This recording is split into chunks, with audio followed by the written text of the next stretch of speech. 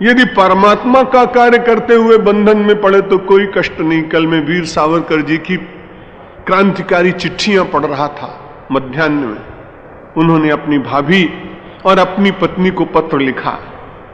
21 वर्ष तक काला पानी में रहे, रोज सीमेंट से मिली हुई रोटियां खाने को दी जाती थी और कोल्हू में बैल की जगह लगाकर रोज 6 घंटे चलाने के बाद 2 किलो तेल सरसों से निकाल कर देना पड़ता। 3 महीने में केवल 5-6 कागज दिए जाते थे। वर्ष में 3 पत्र लिखने का अधिकार था और लंदन में बैरिस्टर हुए थे। समुद्र में कूदकर अपने प्राण बचाने की चेष्टा कर रहे थे तो पेरिस के पास उनको पकड़ लिया गया था और काला पानी की जेल में भेज दिया गया।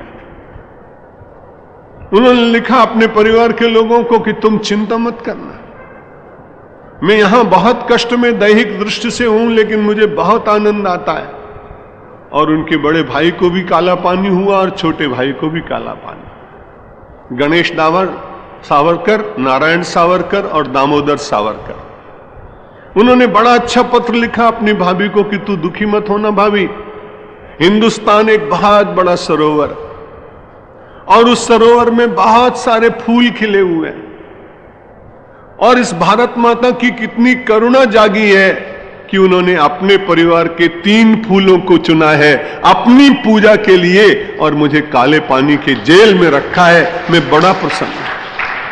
तुम कभी उदास मत होना, क्योंकि मुझे ऐसा लग रहा है कि परमात्मा अपने इन पुष्पों को दूर रख करके सुवासित रखना चाहता है।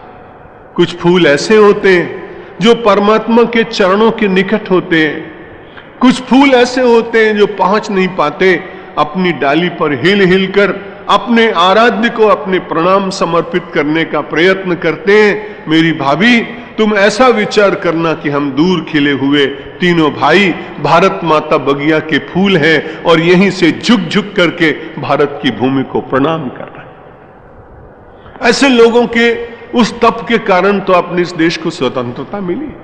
हनुमान जी महाराज भी कह रहे हैं, मोहि न कछु बांधे कर लाजा, कीन चाहो रघुपति कर काजा। मेरा जन्म तो परमात्मा के कार्य को संपन्न करने के लिए हुआ है, इसलिए जैसे भी वो रखें, जाही विधि राखे राम, ताही विधि रहिए। सीताराम सीताराम सीताराम कहिए। कैसी उदात्त वृत्ति। हनुमान जी भगवान से कुछ कहेंगे, दृष्टवा तदा हनुमंतम प्रांजलिम पुरतः स्थितम, दोनों हाथ जोड़कर खड़े, कृत कार्यम। भगवान से कहते महाराज जितना आपने कार्य बताया, मुझसे जितना हो सका मैंने उसे पूर्ण करने का प्रयत्न किया। किसी ने सभा में से उठकर पूछा, हनुमान जी भगवान का काम किया, कुछ आकांक्षा थी क्या? हनुमान जी ने उसकी तरफ कहा, निराकांक्षम, मैंने कोई आकांक्षा रह के भगवान का कार्य नहीं किया है। हम सब लोग तो केवल आकांक्षा सहित ही काम करते हैं और कई बार भगवान का काम नहीं करते हैं अपना काम और मान लेते हैं कि भगवान का काम हो रहा है। ये बड़ा विपर्य हो जाता है।